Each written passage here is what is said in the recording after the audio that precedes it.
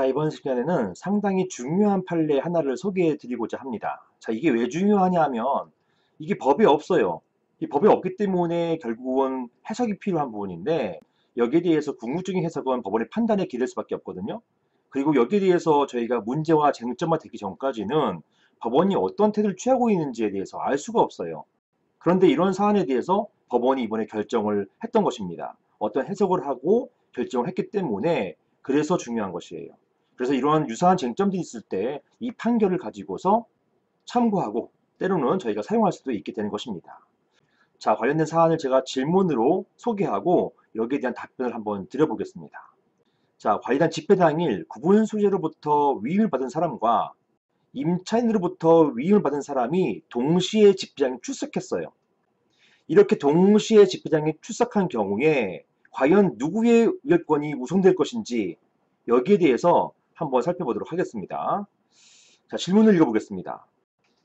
안녕하세요, 변호사님. 저는 경기도 수원에 있는 상가 오피스텔의 구분 소유자입니다.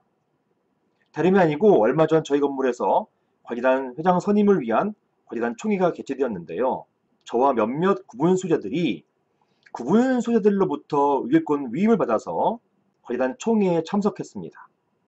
그런데 총회 주최 측에서는 이미 당해 구분 소유 호실의 임차인들이 주최 측에 위임을 해 주었고 구분 소유자가 미리 집회 참석을 알리지 않았기 때문에 법에 따라서 임차인의 위임장만이 유효하다.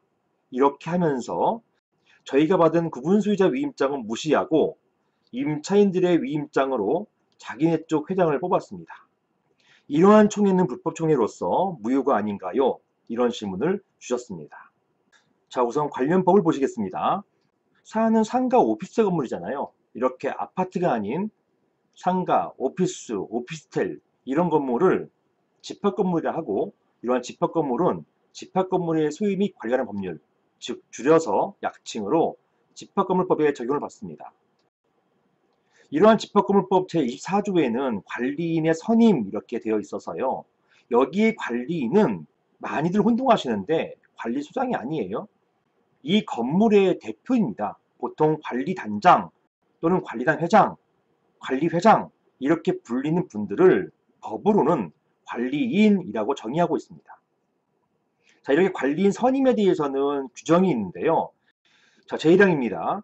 구분 소유자가 10명 이상일 때는 관리단을 대표하고 관리단 사무를 집행할 관리인을 선임해야 된다. 자, 보시는 것처럼 관리단을 대표한다라고 했어요. 대표.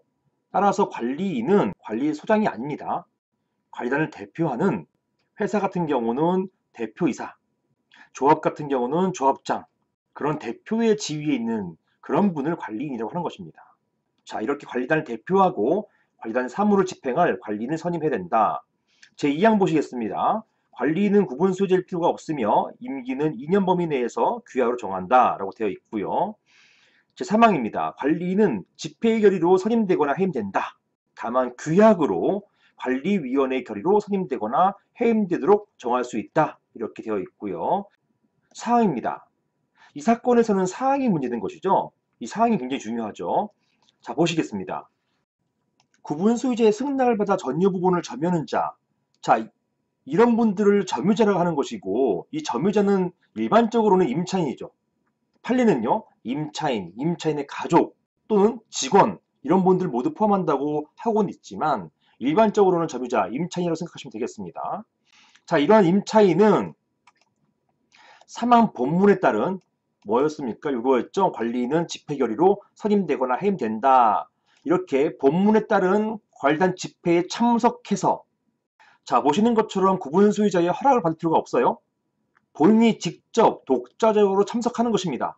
이렇게 참석해서 그리고 그 구분 소유자의 의결권을 행사할 수 있다라고 규정해 놓고 있어요. 즉 본인이 참석해서 본인이 의결권을 행사하는 거예요. 여기에서 그 구분 소유자의 의결권이라 한다고 해서 구분 소유자의 동의가 있어야 된다는 말이 아니에요. 구분 소유자가 행사할 수 있는 의결권을 임차인, 점유자가 독자적으로 의결권을 행사할 수 있다는 얘기입니다. 이렇게 보시는 것이 맞고요. 판례도 마찬가지로 해석하고 있습니다. 학계에서는 반대 견해가 없습니다.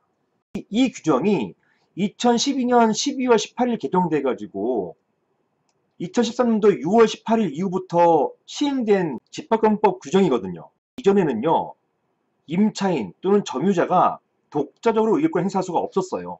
구분 소유자의 위임이나 동의를 받아서 그 구분 소유자의 의결권을 행사할 수밖에 없었거든요. 그런데 이렇게 법이 개정되어 가지고 이제는 임차인, 점유자가 독자적으로 허락 안 받고 참석해 가지고, 소유자 허락 안 받고 참석해 가지고 자기가 스스로 의결권을 행사할 수 있게 되었다는 것입니다. 그러다 보니까 구분 소유자의 의결권과 임차인의 의결권이 달라질 수가 있는 거잖아요. 각각 의결권을 행사할 수 있는 권한자제가 생겼으니까요. 자, 이것을 조율하기 위해서 단서 규정을 붙입니다. 보시는 것처럼 다만 구분 소유자와 점유자가 달리 정해서 관리단에 통지하거나, 즉 구분 소유자나 점유자 중 누가 나갈 것이다, 누가 의결권을 행사할 것이다를 별도로 통지하는 것이죠. 이렇게 통지하거나, 다음 구분 소유자가 집회 이전에 직접 의결권을 행사할 것을 관리단에 통지한 경우, 이 말은 곧 점유자가 있다 하더라도 구분 소유자인 내가 직접 의결권을 행사할 것이니 점유자의 의결권은 없습니다, 이걸 미통지한다는 얘기예요. 이렇게 구분 소유자가 직접 행사할 것을 언제까지요? 집회 이전에 통지한 경우, 그 경우에는요, 그러하지 아니하다. 무슨 말입니까? 돌아와서 점유자가 의결권을 행사할 수 있는 것, 그것이 그러하지 아니하다. 바꿔 말하면 점유자는 독자적으로 의결권을 행사할 수 없다, 이렇게 되는 것입니다.